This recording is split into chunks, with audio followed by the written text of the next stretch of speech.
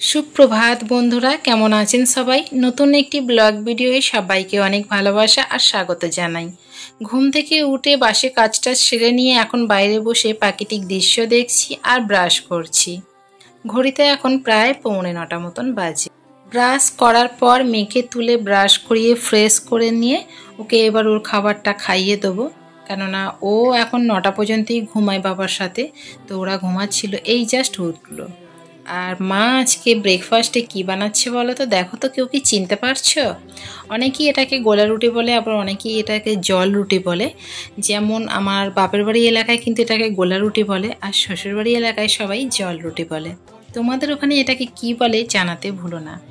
আর এদিকে দাদা ভাই এখন যাচ্ছে বাজার করতে, ছুটি ছাটার দিন আজকে আছে, তাই একটু বেলা করেই ও বাজারে যাচ্ছে। মা এখন দারুণ মজাদার আজকে ব্রেকফাস্ট বানাচ্ছে। খেতে কিন্তু সত্যিই খুবই ভালো লাগে। তোমাদের কার কার খেতে ভালো লাগে অবশ্যই কমেন্টে জানিও। আর এই জিনিসটা না গরম গরম খেতেই বেশি ভালো লাগে। তো সকাল থেকে তো মোটামুটি প্রায় অর্ধেক কাজ আমার হয়ে গেছে। সারাদিন তো কাজবাজ চলবেই, তার মাঝখানে একটু ফাঁকে চাটা খেয়ে নিলাম। বাসি বিছানা তুলে নিয়েছি, জানলাগুলোও খুলে দিলাম। বিছানা টিছানা মোটামুটি সব কমপ্লিট। তোমাদের দাদাভাই বাজারে গিয়েছিল, চলে এসেছে। কি নিয়ে এসছে চলো একবার দেখে নিই। উনি বাবুর আবার রোজ রোজ এই জল রুটি বা এমনি ঘরের রুটি পরোটা এইসব পছন্দ হয় না, তো উনি আবার কিনে নিয়ে এসছে একটু পেটাই পরোটা। আর আমাদের জন্যে আনতে বারণ করেছিলাম, বলেছিলাম নিজের মতনই নিয়ে আসতে। ঘরে যেহেতু খাবার হচ্ছে, তাহলে আর বাইরে খাবার কেন কিনে খাবো? আর ও যেহেতু এই জল রুটিটা অতটাও পছন্দ করে না, তাই আর কি কিনে নিয়ে এলো। তো চলো ওরা এবার খেতে থাক। আর মা আবার 2টো জল রুটি রেখে দিয়েছিল ওর জন্য, খাবে না হয়তো, তাও সামনে দিলাম। আর এই যে মেয়ে বসে পড়েছে, বাবা মেয়ে এখন দুজন মিলে পরোটা খাবে। বাবার দেখে দেখে মেয়েটাও ঠিক পরোটা খেতে শিখে গেছে, জানো তো, এই দেখো।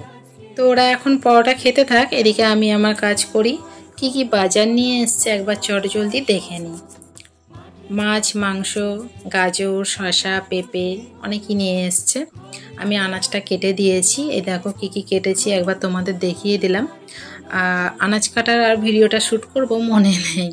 এদিকে একদিকে ভাত আর একদিকে আমার মেয়ের খাবারটা বসিয়ে দিয়েছি। মা এখন চিকেনটা ধুয়ে নেবে। যেহেতু আমাদের দুবেলাকার চিকেন, তাই চিকেনের পরিমাণটা একটু বেশি। মাংস নিয়ে আনলে দুবেলাকার জন্যেই নিয়ে আসা হয়। তো আজকে আমি ফার্স্ট টাইম তোমাদেরকে ব্লগটা শেয়ার করছি।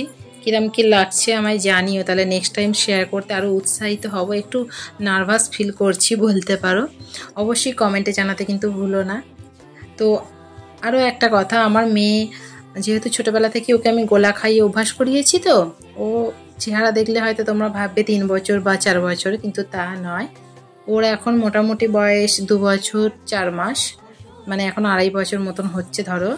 তো ওকে এখন আমি গোলাটাও দিই, আবার আমাদের সঙ্গে যখন ভাত খেতে বসি ভাতও দিই, দুটোই ওকে এখনও প্র্যাকটিস করিয়ে রেখেছি। আর মা এদিকে এখন মাংসটা চিকেনটা চাপাচ্ছে, ততক্ষণে চলো আমি চানটা করে নিই।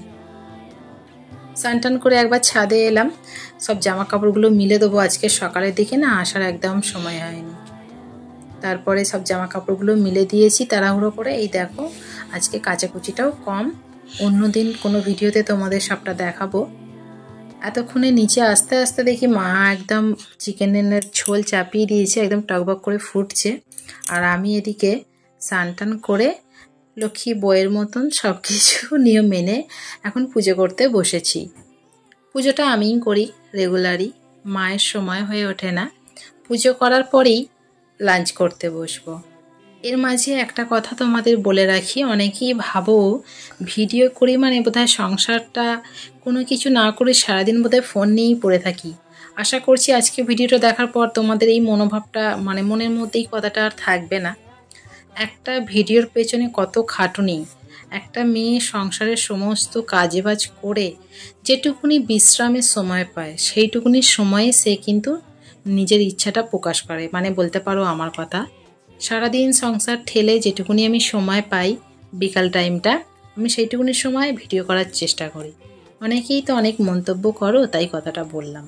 এখন থেকে তোমাদের একটু লং ভিডিও আমি দেবো, তোমরা দেখতে পাবে কি করি আর কি করি না, খালি একটু পাশে থেকো ব্যাস। তো চলো, অনেক বড় বড় কথা হয়তো তোমাদের বলে ফেললাম। এবারে আমরা লাঞ্চ করতে বসেছি। আর কি কি লাঞ্চ হয়েছে একবার দেখে নাও। চিকেনের ঝোল, আলু উচ্ছে ভাতে, আজকে পটল ভাজা আছে, একটু শসা আর লেবু।